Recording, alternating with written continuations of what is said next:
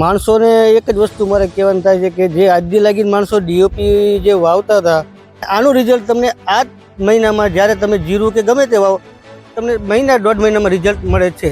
Try કરો અને try કરશો તમને રિઝલ્ટ મળશે. ન મળે તો મને કહેજો તમ તારે. મારું નામ પ્રદીપ સેનિરછી, ગામ મૂડી, જિલ્લો સુરનગર, તાલુકો મૂડી.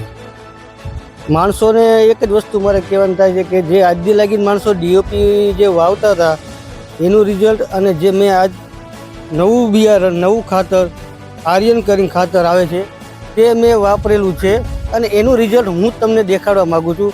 અને એટલું જ કહેવા માગું છું કે જે આટલા જે મેં ચાસ કર્યા આટલા એ મેં ડીઓપીએથી વાયા છે એનું રિઝલ્ટ તમે જોઈ લો. અને એના પછીના 5-6 ચારા મૂકીને અહીંયાથી મેં જે આર્યન કરીને ખાતર આવે છે સાદું, જે આપણે દેશી ખાતર કહીએ છીએ ઈવડું, એનું રિઝલ્ટ જોઈ લો.